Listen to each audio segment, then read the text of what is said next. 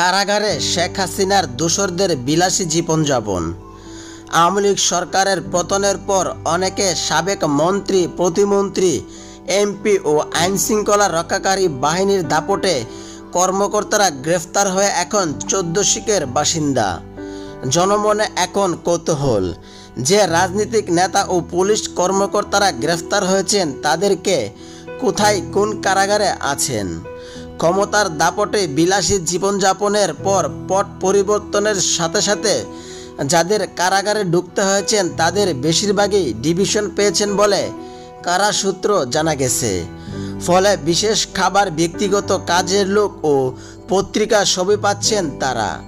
খোঁজ নিয়ে জানা গেছে বর্তমানে কেরানীগঞ্জ কেন্দ্রীয় কারাগারে আছেন সাবেক আইনমন্ত্রী আনিসুল হক, সাবেক প্রধানমন্ত্রীর উপদেষ্টা সালমান এফ রহমান, তৌফিক ই আলাহি, সাবেক তথ্যমন্ত্রী হাসানুল হক ইনু, সাবেক বিমান প্রতিমন্ত্রী রাশেদ খান মেনন, সাবেক শিক্ষামন্ত্রী ডাক্তার দীপুমণি, সাবেক সংস্কৃতি বিষয়ক মন্ত্রী আসাদুজ্জামান নূর, সাবেক আইসিটির প্রতিমন্ত্রী জুনায়েদ আহমেদ পলক, সাবেক আইজিপি চৌধুরী আবদুল্লাহ আল মামুন, ডিএমপির সাবেক কমিশনার আসাদুজ্জামান মিয়া, ডিএমপির সদস্য সাবেক কমিশনার হাবিবুর রহমান, ডিবির লালবাগ জোনের সাবেক ডিসি ডিআইজি মশিউর রহমান, সাবেক রেলমন্ত্রী নুরুল ইসলাম সুজন, সাবেক জনপ্রশাসন মন্ত্রী ফরহাদ হোসেন, সাবেক বিমান প্রতিমন্ত্রী মাহবুবুল আলম, সাবেক শিক্ষামন্ত্রী নুরুল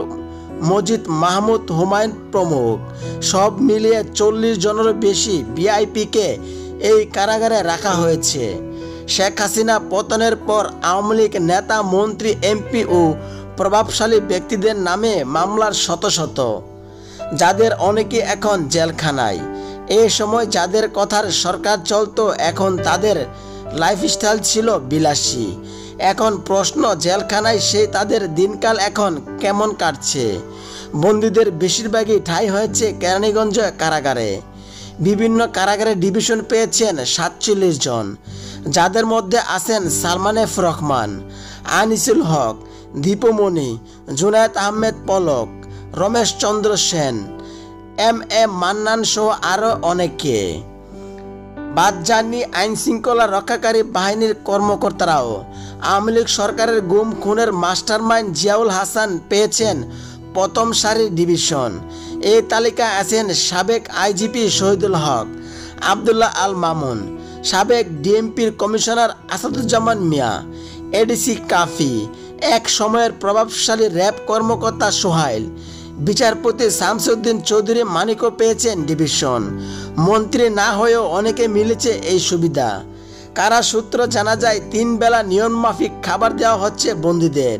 ডিভিশনে যারা পেয়েছেন তারা নিয়মিত নামাজ পড়া শুরু করেছেন, একের অন্যের সঙ্গে কথা বলছেন, নিজেদের ভুলের পাচ্চিত্র গল্প বলছেন একের অন্যের কাছে। আরেকটি কারা সূত্রে জানা যায় ছাত্র জনতার আন্দোলনে দমাতে দেশের শীর্ষ ধনী সালমান এফ রহমান ও সাবেক আইনমন্ত্রী আনিসুল হকের বর্তমান কেউ খোঁজ খবর নিচ্ছে না, এমনকি আত্মীয় স্বজনরাও তেমন দেখা করতে আসছে না।